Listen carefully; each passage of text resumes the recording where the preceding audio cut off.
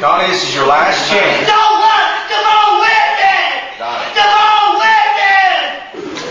Over there! 42 over.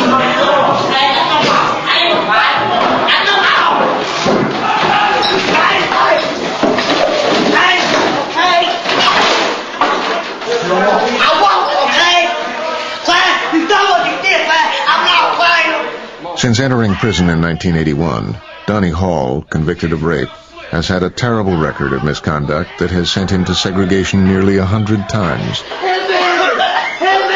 He has cut himself, spit on officers, thrown urine and feces, and flooded his cell. When the staff at Lucasville can no longer handle his behavior, their final option is to send him to the prison psychiatric hospital.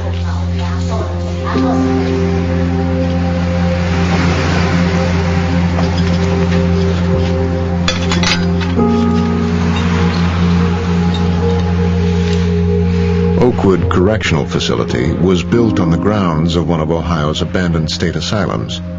Here, inmates are treated more like patients than prisoners. This is the 18th time Donnie Hall has been sent to Oakwood. These people down here know how to help me. Know how to give me the right medication. I don't have to be locked down all day. To go to the gym, be in the day room all day, go down to the dining room and eat. That's more freedom. I feel a whole lot calmer, more better. Don't feel upset no more. Not doing a whole lot better. A whole lot better.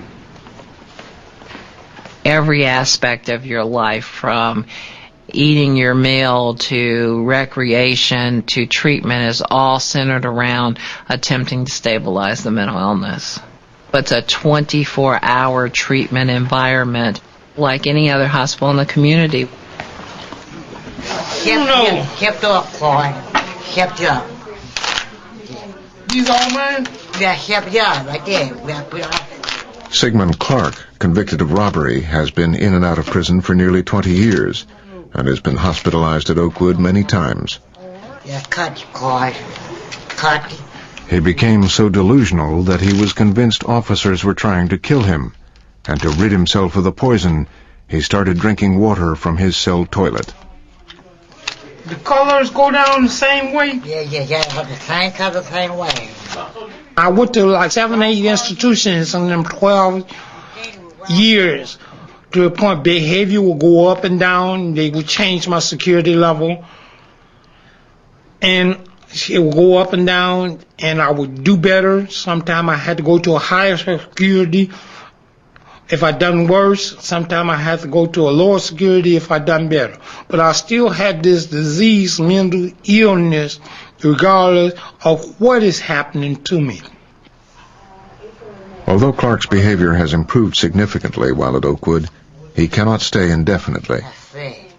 It's just not intended to be anything other than a turnaround hospital, get you back to your environment. And it has a mission. Short-term acute care, stabilize. We're not saying you're better. We're saying you're stabilized. And you go back. Good morning, ladies and gentlemen.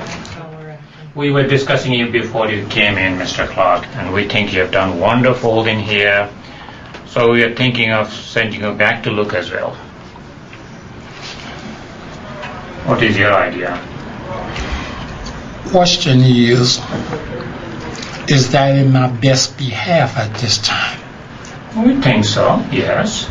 You have adjusted it beautifully well to the level of medication. There's been absolutely no side effects whatsoever. Quite frankly, you've been an exemplary patient. People don't go to the hospital and stay forever. They stay as long as they need to be there. Clinically, we feel that you have improved to the point that you can now start functioning in a manner that's okay for you back in your system. Your delusions are way down. You're not hallucinating. You go to groups. You have goal-directed conversations. In other words, you do real well. at the In level this that you're setting. functioning. Do I do well in another And setting? I see no reason why you can't. Give it a try. A lot of it's up to you. Don't you want a parole with better options? I want a better day every 24 hours. True. After 90 days at Oakwood, Sigmund Clark was sent back to the maximum security prison in Lucasville. Good afternoon, ladies and gentlemen.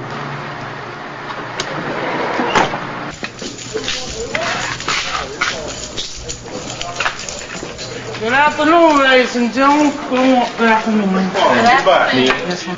Nephew, you done lost weight. You on days now? Yeah, back on days. Back one day. Each time he has returned to the prison's mental health unit, Clark's condition has deteriorated and he's ended up back in the prison infirmary. It was gloomy because I know I'm coming down a road of isolation now. You're just stuck in a cell with all kind of thoughts going through your head. Now if I need a pillow and some toilet paper. I'll get you. 1 second. I'll try to stick it out by taking it one day at a time, doing the best each day and hoping that the next day is brighter. I think basically this is home to him. Getting to the point where the treatment that they're going to receive in prison, it's pretty much all that's left. It's pretty ironic that they have to be locked in prison probably to get better mental health treatment that they could get if they were free.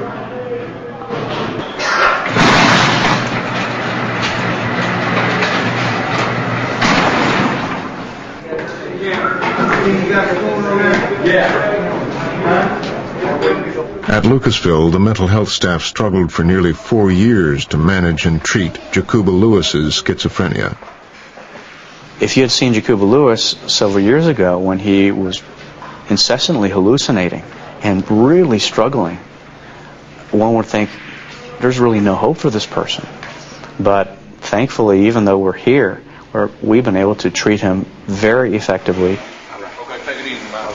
And his behavior stabilized to the point where he was able to be conduct report free, I believe for over a year, which is really remarkable in a real strict environment where you're expected to follow the rules, essentially irrespective of what your limitations are.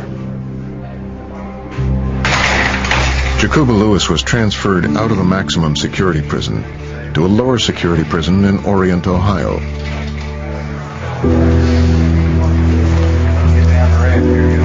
Hallway, inside the L-line.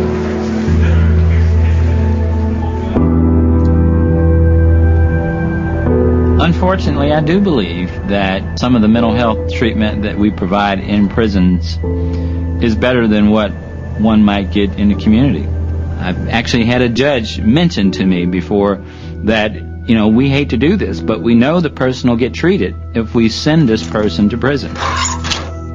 When you know that the courts are more apt to send a person to prison because they're going to get treated, then there's something disconcerting about that.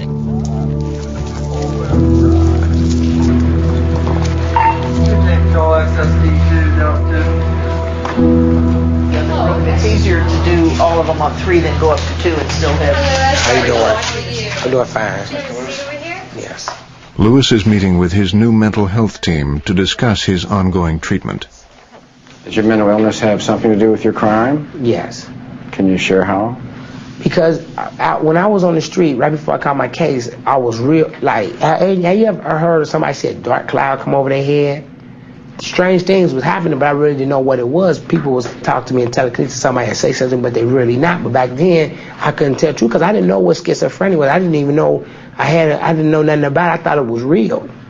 Well, do you feel comfortable telling me what the crime was? Oh, I was down for, I had murdered, I killed 2 people. And at that point in time, you thought they were the enemy? Or? Yes, thought they was trying to kill me because it was the way that the whole day was going. The last 4 years, I've been learning more about it, so I know how to handle them a little better, but I'm still not to the point where I can control it.